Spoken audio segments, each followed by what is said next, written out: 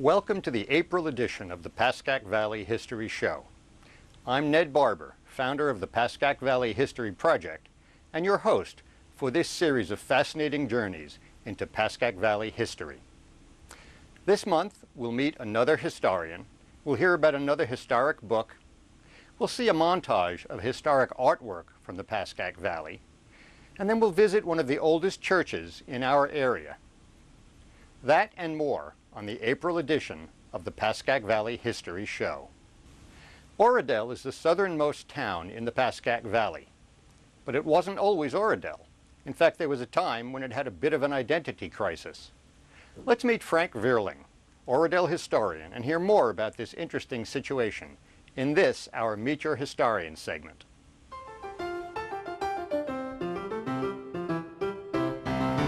Frank, I want to thank you for being on the show. You're welcome. We're standing here in a very interesting place that we'll get to talk about in a few minutes.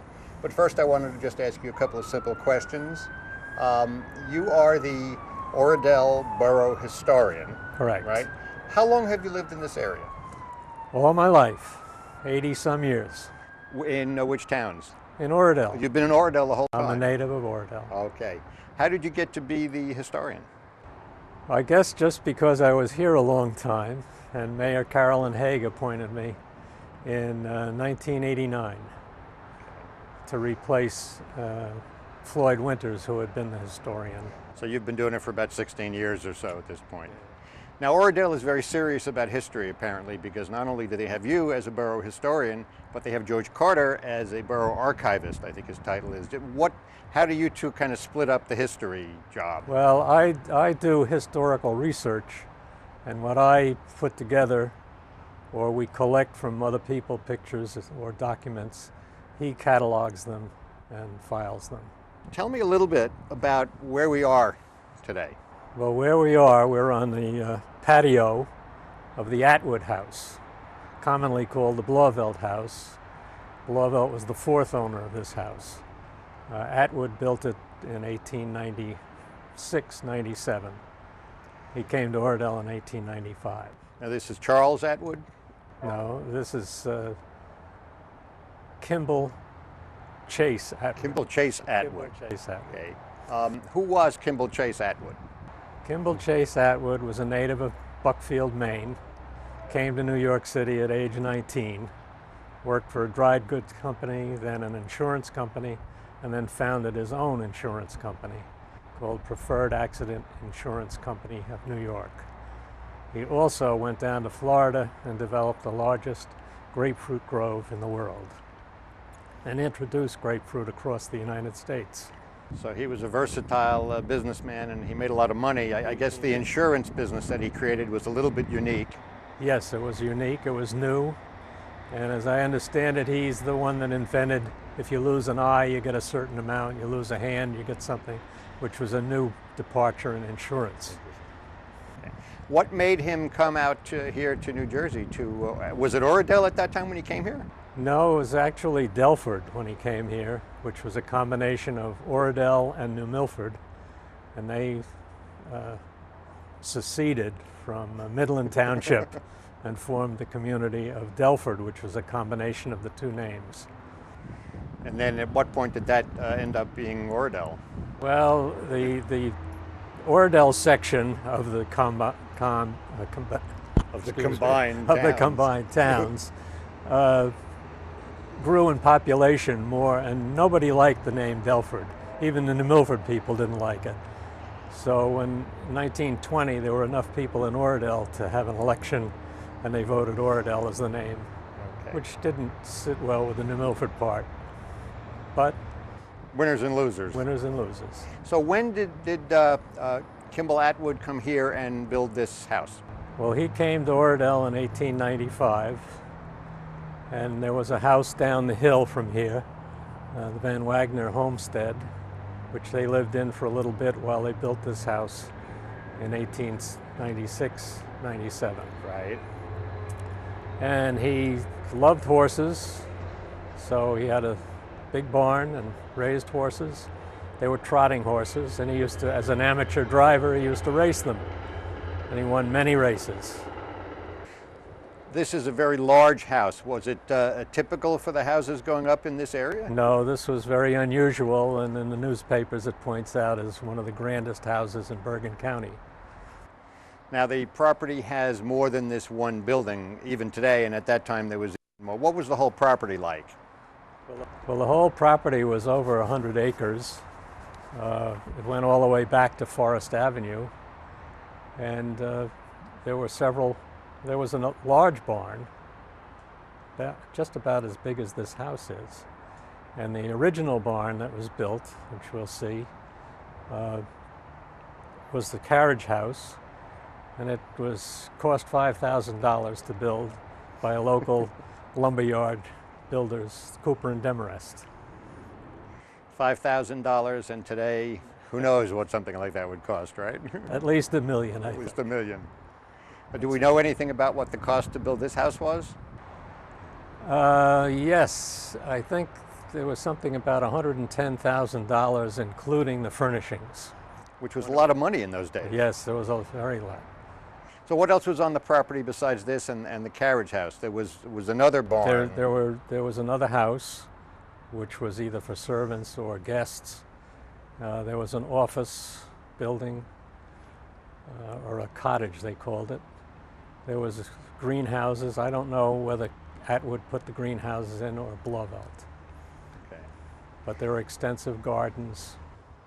Looking at this structure that's behind us, what are some of the interesting things about it? I mean, are there any architectural things that are unique or? Well, it's unique in that it's called shingle architecture. And I just think for the age that it was built in the locale in Little Bergen County, that it was quite a grand house. Yeah. Oh, absolutely. Now the carriage house is still in use, but not as a carriage house. And tell me a little bit about that. Well, the carriage house was subdivided from the property. The property got a tax exemption as a museum, but finally they lost that, so they had to split the property, and it's now the Hiram Blauvelt Art Museum.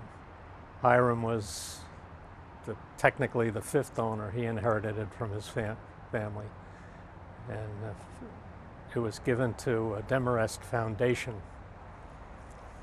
And that's an operating museum today with what type of art?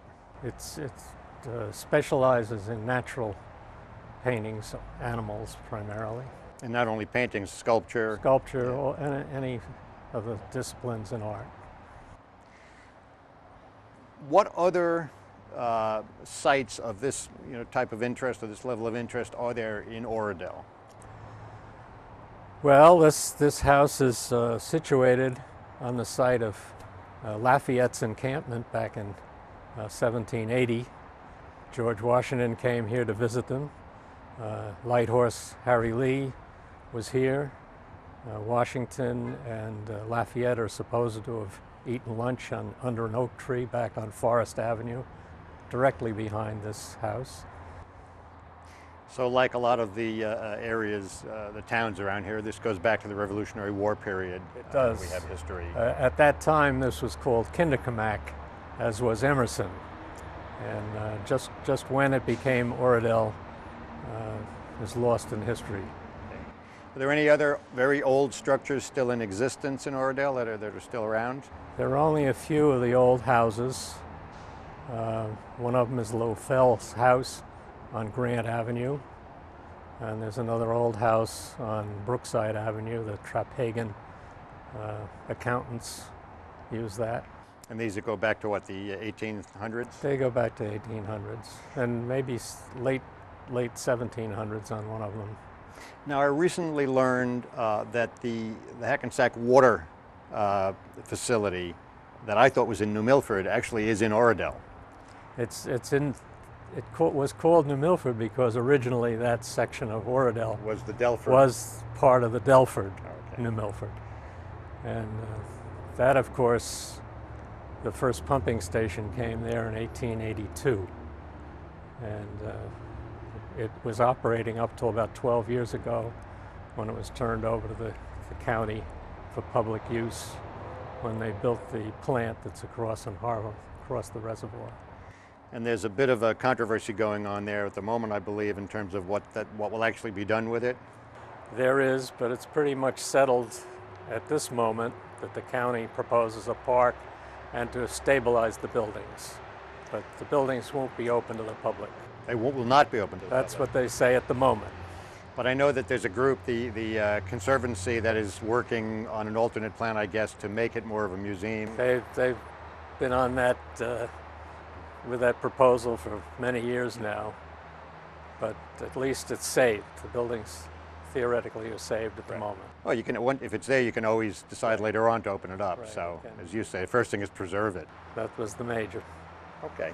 I think we will take a walk down and see a little bit of the carriage house, which is now the museum, to round things out. This barn was Kimball Atwood's carriage house.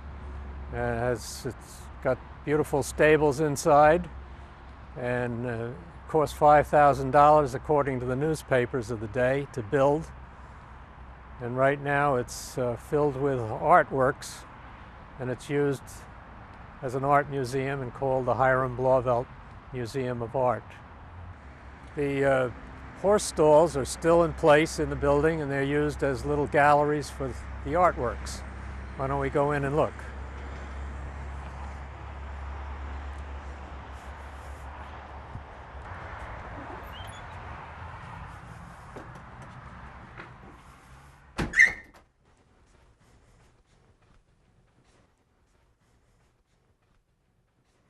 Well, these, of course, were 2 horse stalls. The partition has been taken out to make a little extra gallery room.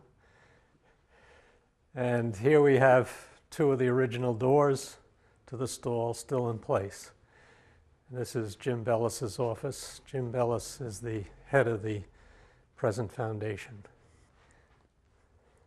This is an original of John James Audubon's giant portfolio, published back in 1860 in New York.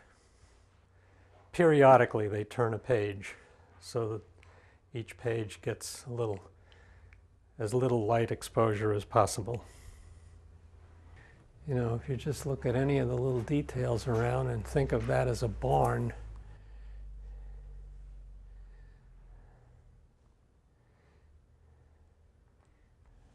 Arcadia Publishing puts out books that focus on the history of a town or a specific area. When they contacted Ed Moderacki, Rivervale historian, to do a book on Rivervale, they certainly found the right person. Let's meet Ed and hear about his book, Images of Rivervale.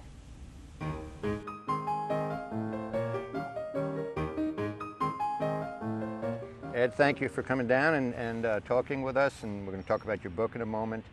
Let me ask you a question first. How long have you lived in this area? Oh, all my life I've lived in the Pascack Valley. I lived in Rivervale until about 3 years ago, at which time I moved over to Washington Township.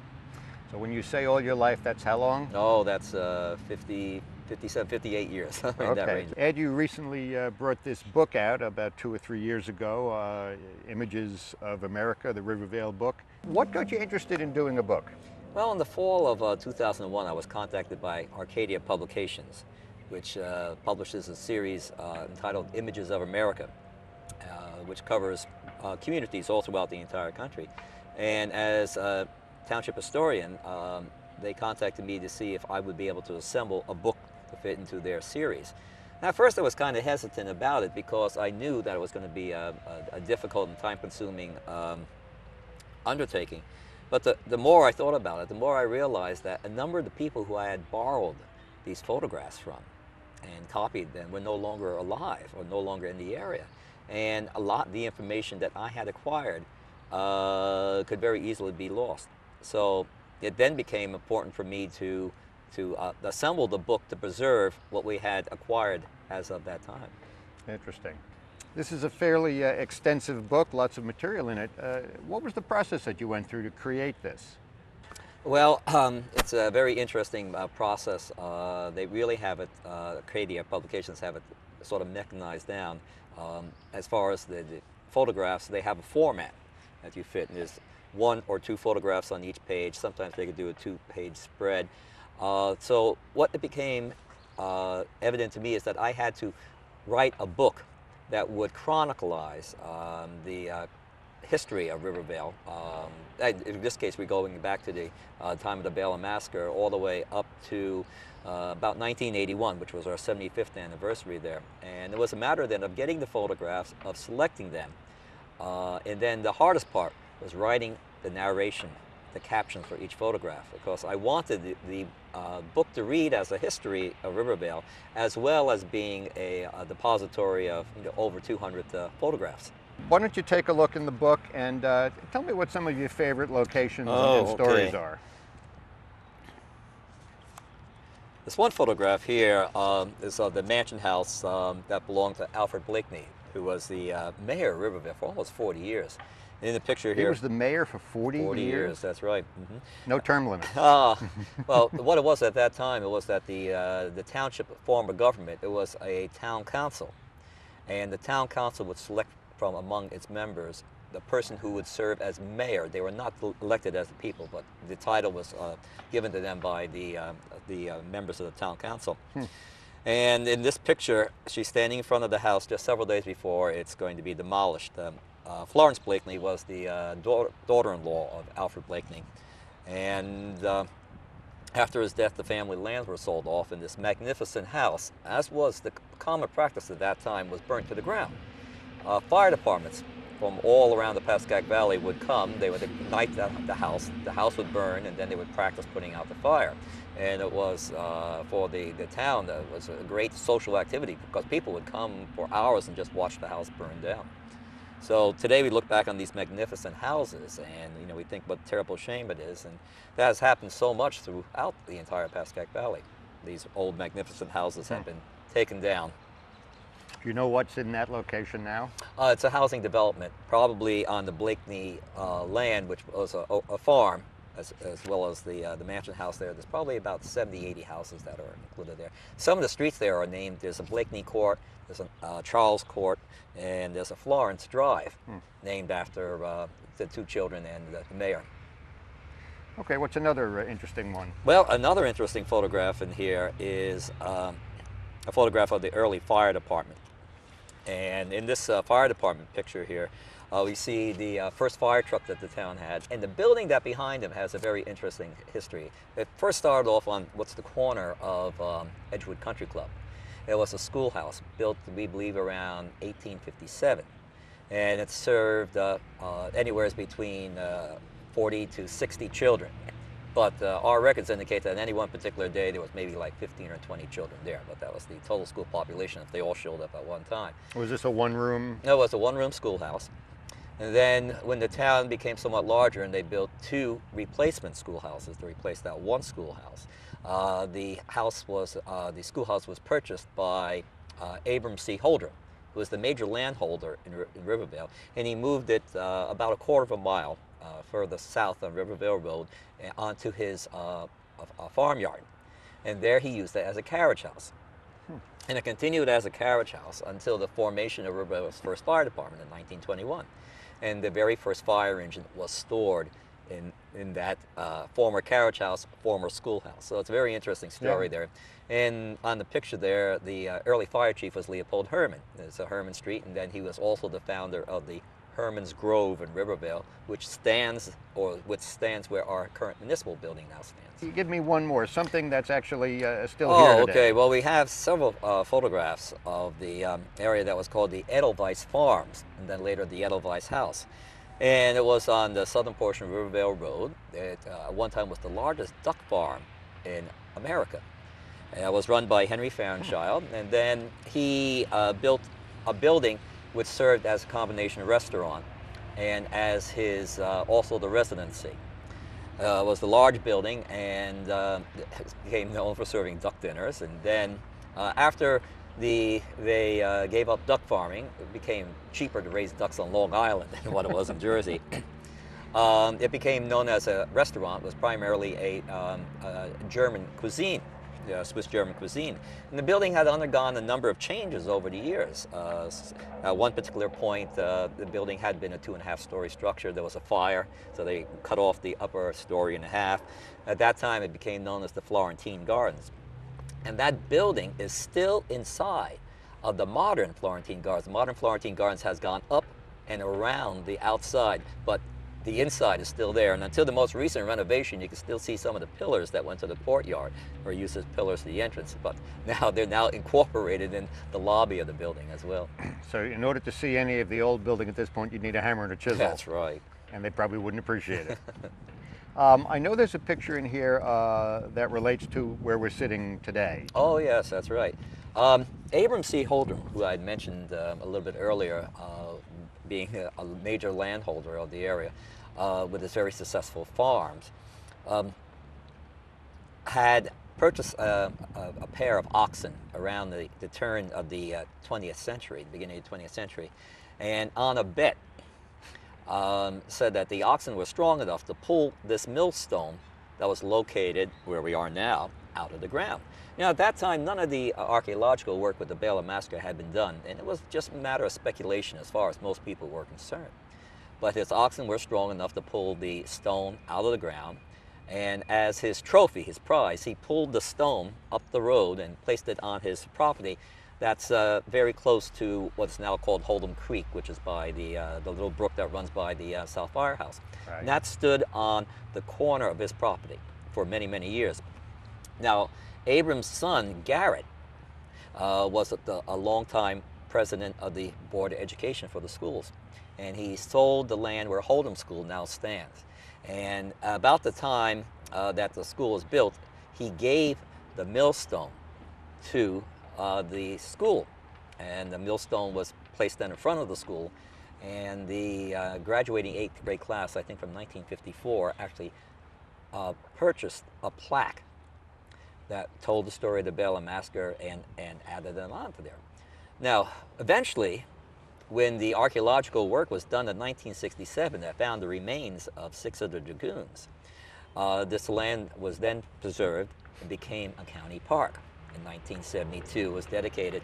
Right. About that time, the Board of Education gave the stone to the county, and it has returned here. It now rests maybe just about 20 feet from where it was located when Holdren pulled it out of the ground in the early 1900s. So here's the very interesting question. When it was returned here, was it dragged by oxen? Probably not. Hoisted on a crane and placed on a flatbed, I imagine. Things have gotten easier. Yes. I know that Rivervale is going to be celebrating its centennial in a not too distant future. What are some of the things that are planned around that? Well, there's a number of activities. They're gathering additional photographs and other historical memorabilia. There are plans to possibly erect the Cornelius Holdren House, or sometimes referred to as the William Holdren Senior House, down to the center of the town. There will be a number of activities going on in the school, basically a whole year of school activities. There'll be not a reenactment of the Bela massacre, but there'll be a 18th century exposition and a commemorative ceremony taking place here at the town. Oh, wow. The schools will be bringing school children down here, and there's a number of other social activities and events. So the school is going to be celebrating the centennial of the town, basically from September of 2005 through December of 2006. And the town is going to be celebrating it from January of 2006 to December of 2006. I can see one or more episodes, or actually one or more entire Pascack Valley history shows being dedicated to covering some of those activities. It sounds like it's going to be a lot of fun. Oh yes, we're looking forward to it. Well, I want to thank you for your time. This was fascinating. I hope the viewers have learned something from this and have seen some of the pictures in the book. If somebody wants to get a copy of this book, how do they do that? Well, it's available in a number of the local bookstores. I know Barnes & Noble frequently has it on stock. Shaw's bookstore over in Westwood usually has them in stock.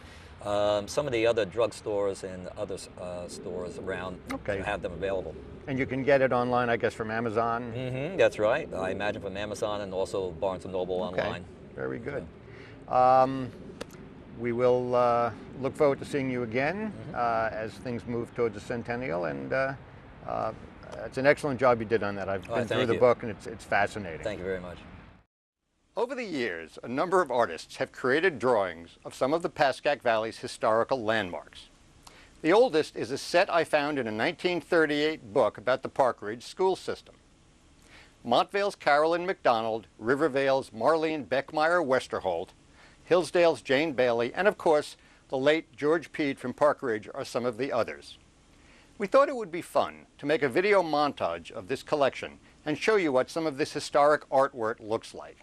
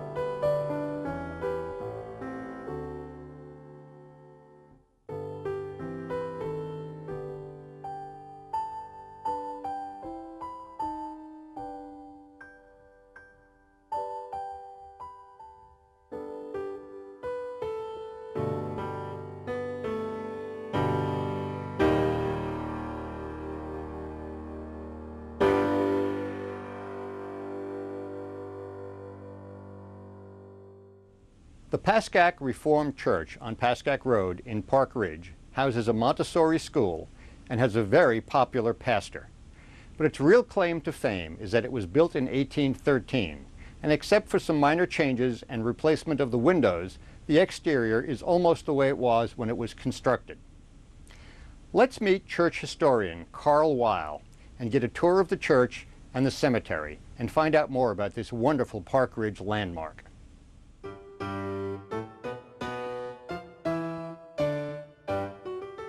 Carl, thank you for having us into the Pascack Reformed Church.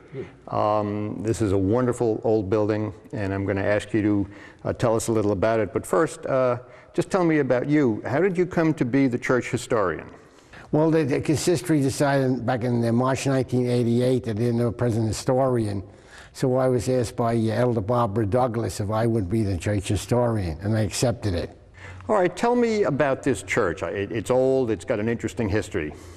Well, it really goes back to 1787. The Dutch settlers of the area petitioned the classes of Hackensack to have a Dutch Reformed church in the area. There was a meeting in Hackensack, probably in the 1728 structure of the church on the green. No one from this area showed up, so it was delayed until 1812 when it started to get going again. And they had a meeting on October 23rd, and then after that they started building the church. People from the from this area and the Saddle River Reformed Church up at Saddle River, they worked on it, and then it was finished by when it was still fall, and then it was dedicated at the same time. The interior was finished for the first time in the year 1813.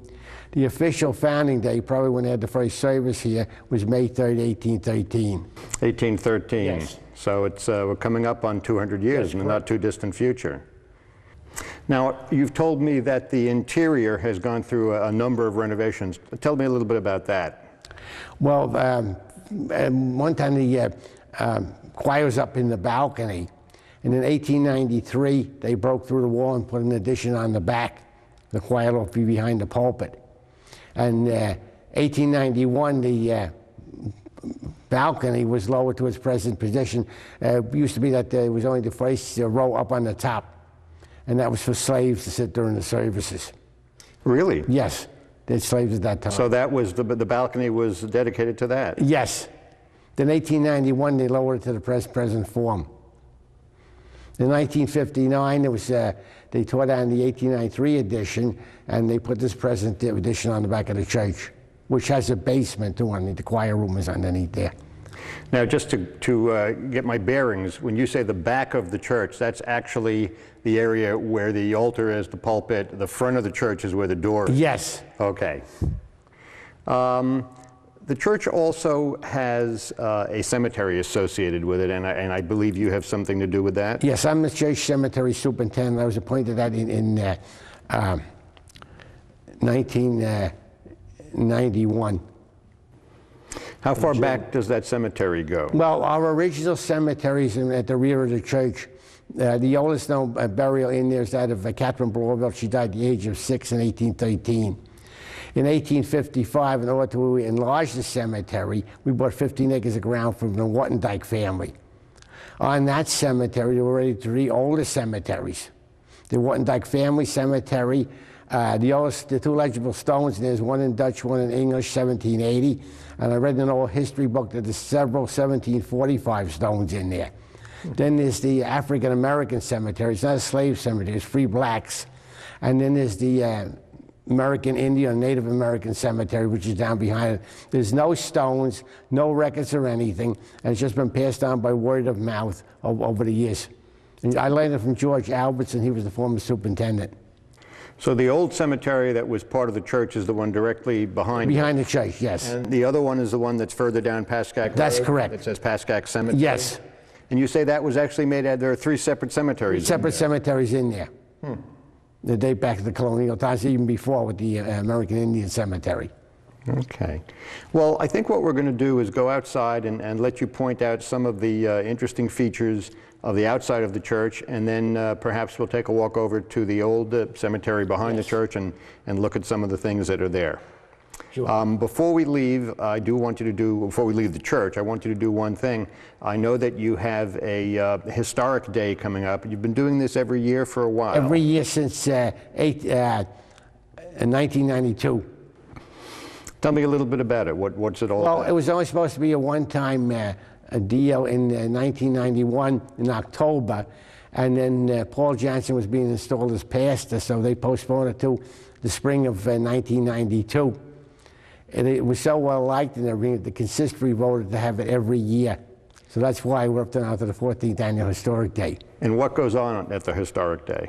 Well, it's from 9 to 5. Buildings are open, everything, cemeteries are open, everything. And we usually start in here with two tours, one at 10 o'clock and one at 2 in the afternoon.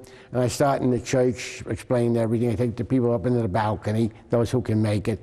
And then we go down through the choir room and out through Fellowship Hall, and they explain how the Sunday school building evolved into what it is now. And we go back up and see all the rooms, and then we go out and see North Cemetery and then the South Cemetery. And this year it's on May? May 14th with the rain date the 21st. Okay, May 14th, and again from when to when? From 9 a.m. to 5 p.m. Okay, so all day long? All day long, yeah. Let's take a walk outside.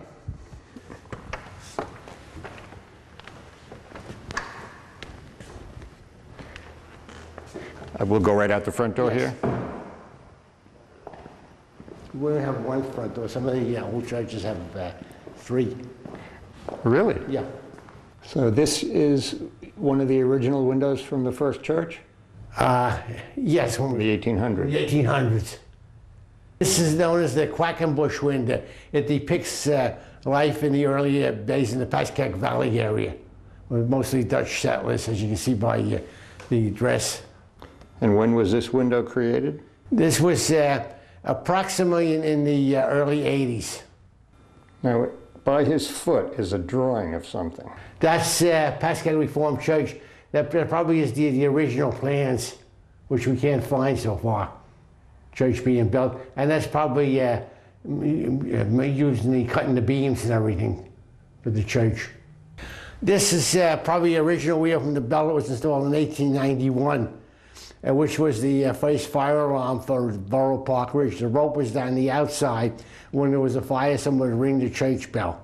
Yes, this is the exterior, similar to several other buildings in Bergen County.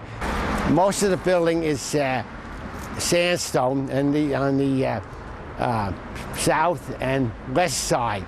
Now on the north and east, they used a mixture of sandstone and fieldstone, which you can see along here, different type of stone. Beginning, they were rectangular shaped, and then later the arched windows were put in and the brickwork on top of them. These windows are a little different, but they still have the arch form. In 1959, when they put this addition on, to match the other ones on a smaller scale, they included these windows with the plans. And when they put the 1893 addition on the back of the church, several graves were removed at that time. We just don't know the locations. 1959, when this addition was put on, they moved 49 graves and put the remains, what they could find, into one vault. The stones are on the embankment. They're going to be erected as memorials eventually. 1813 was the first burial in August. That was Catherine Blauvelt. She died at the age of 6. And then 1855, with they started to break up the 400 and 500 acre farms, and they needed a cemetery to bury people. So we bought the other part from Mortendykes, 15 acres, which is now down to about 3. The barrier-free housing is on 4 acres. The Borough Park Ridge bought some, and also the Hackensack Water Company.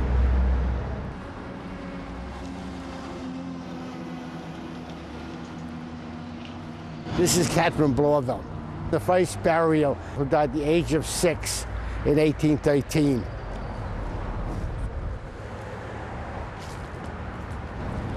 This is an Asian Indian. It's Maria Barbauer, who died in 1904. She was a resident of Mount Vale at the time. It's not Hindu. The Hindus cremate, but the other various different faiths in India, they have the little arch on the front and then the fence around it. In the 1800s, it was customary for families that they could afford it to put an obelisk in the center of the plot, and then smaller stones for different family members who were buried there. Usually most of the plots were 16 graves. The reason we bagged this stone, that's the process, is because the face is coming off. It's stone is the grave of Maria Demarest, who passed away in the year 1843. So if we can get some components in that to fix it, it will be done. So every fall we bag it and then take it off in around May of the next year. When the History Project decided to declare May as Community History Month in the Pascack Valley, we thought it would be a great idea to have a logo to represent it.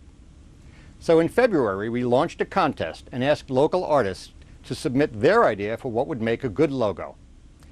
Well, the winner has been picked. Rob Butel, a Westwood artist, created our 2005 Community History Month logo. And in this segment, you'll meet Rob and find out what gave him the idea for his drawing.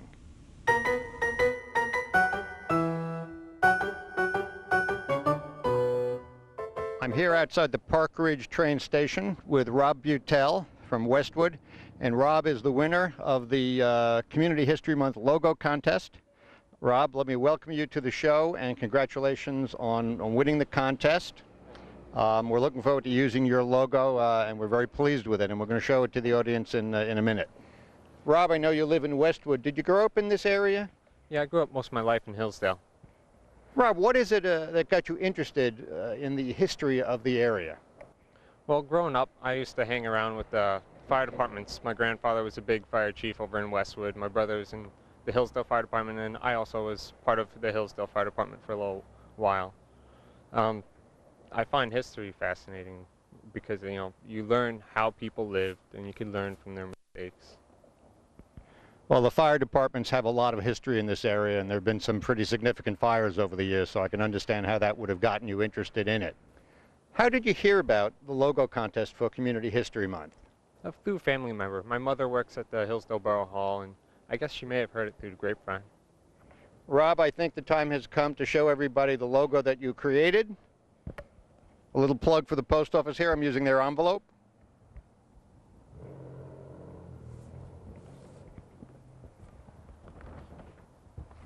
This is the Community History Month logo for the Pascack Valley History Project, and you'll be seeing this in newspaper ads, on banners, on posters throughout the Pascack Valley in April as we get ready for Community History Month in May. Rob, let me ask you, what was it that gave you the idea for this logo, the circle with the wording in it, and then the family and the historic building in the middle? Well, when I was working on the project, my son came up to me and asked me a million questions about it. And that led me to think about my grandfather and how he used to show me all the sites around this area. And he used to explain a little bit here and there about like train stations and gazebos and different things going on. So it seemed to you that that would be a good thing to represent, the history element. And I really like the family in it, because we're hoping that Community History Month is very much a family event. And that was one of the things that struck me when I saw this, that it really captures, as we kind of asked in the instructions, the spirit of Community History Month, which is basically families getting out and enjoying the history of the area. So I think this is going to work very well for us. I want to thank you again. You are getting a $50 gift certificate to Pearl Paint Supplies over on Route 17. And what are you going to do with that? Well, since my son was the inspiration, I guess I'm going to spend it all on him, see what he wants at the Pearl Paint, different crafts. Okay, well, that's great. Even that is family-oriented, so I like it. Thank you again, and I hope we'll be seeing you and your family at some of the Community History Month events, the concert we're having, and the festival in the park, and everybody's going to have a lot of fun, so look forward to seeing you there. We'll be there. Okay, take care. If you've seen our ads in the Pascack Press, you know that Community History Month is upon us. May 2005 is the first Community History Month in the Pascack Valley, and we have a whole range of exciting events planned to celebrate. Working with Pascack Valley Hospital, we've created the Healthy Heart History Hiker Program to get you out there and let you walk around and see some of the historic sites and both learn about history and improve your health. The Hikers program will kick off in 5 train stations to be announced on April 30th, so keep watching the ad for more details. We are also having a history concert at the Westwood Regional High School on May 15th. Henry Booth's orchestra will share the stage with a large projection screen.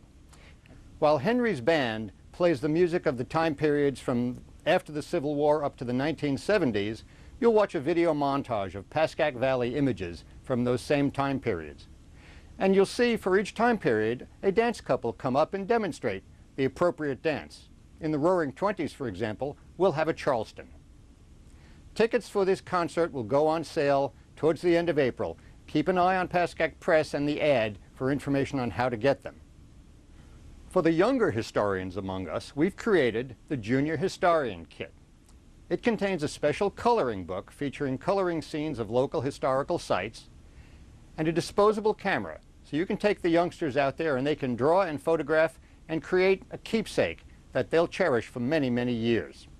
In addition to the concert, we have a history festival scheduled for May 22nd in the Pascack Brook Park in Westwood. The History Festival is an outdoor celebration of Pascack Valley history with entertainment, food, games, exhibits, and award presentations, all done with a historical twist. We think you'll love it, so keep an eye again on the paper and come to the History Festival on May 22nd. Dress in period costume if you feel like being authentic. This month I'm taking a cue from Charles Osgood and Sunday Morning on CBS. To close the show, we have a little video essay on the waterfall and dam at Electric Lake in Park Ridge.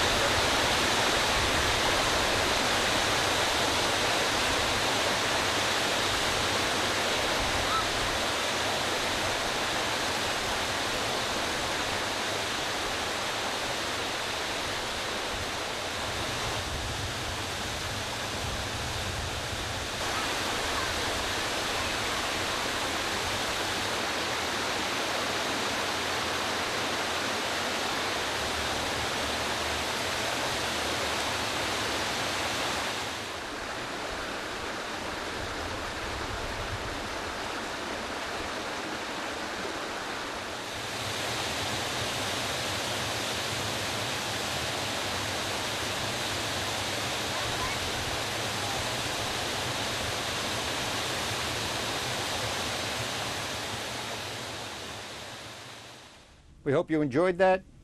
For the Pascack Valley History Project and the Pascack Valley History Show, this is Ned Barber saying until next time.